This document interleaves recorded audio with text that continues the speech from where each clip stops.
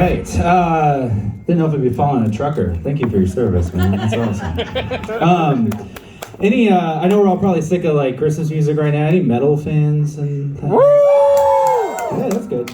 I love metal music. It's like I grew up with it. I was in a metal band for a while, and it's not just like the heavy breakdowns or like the crazy riffs or angry screaming or anything. I just love how like unexpected and absurd it can really be.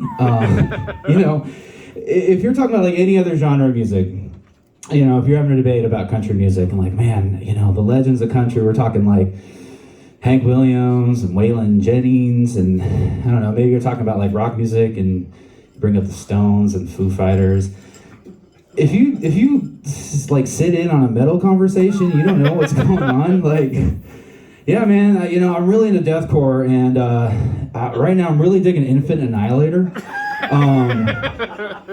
But hey, you can't really bring up Infant Annihilator because the Dying Fetus really paved the way for that band to really get up on there. Hey, I'm a big fan of Goat Whore. That's where it's at. But what's great about being a metal fan is it doesn't cost like a lot of money to be a metal fan. I mean, we played shows in like gyms and Chinese restaurants, and I mean, we played a show at a storage unit once, and like 50 people showed up. It's a garage door right behind me, and like rocking out. I mean, you've probably seen it. There's a video online of these kids in this metal band, and they're playing a show at Denny's. The singer's like, "What the fuck is up, Denny's?" By the way, if you have like a show at Denny's and you don't call that show Eggs Over Hard, you're like totally missing the point. Eggs Over Hard, featuring Pig Destroyer. Is that a menu item or a band? But probably my favorite thing about going to a metal show, it's not like the pits, it's not any of that shit. It's just that at some point, like all these bands are singing about this crazy shit, and like it's not at its core, like it's not about Satanism or like violence. It's like it's a very small amount of that is. But ultimately, like it's about positivity and hope and like the future of humanity and that kind of shit.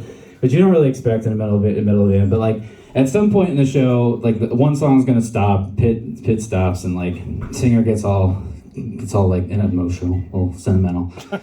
The stage fog clears there, and he's gonna be like, "Listen, guys, I really want you to know that the story about my grandpa and like."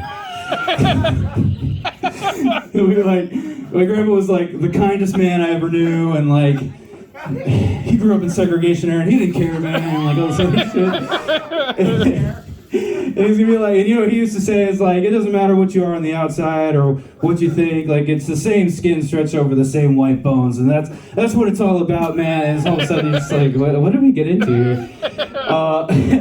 And he's like, if we can't come together, and we can't like even, it doesn't matter if you're black or white or gay or straight or cis or trans, like if we can't get together and love each other, then like we can't tackle problems like, I don't know, global warming or government corruption. It's awesome. And so like at that moment you're just like, wow, I didn't expect this at all. And you got like your arm around the guy you don't even know. And it's like, and then you look up and the singer's like, all right, this next song's called Anal Prolapse Suffocation. Let's get into it. All right, that's all I got today. Thanks, guys.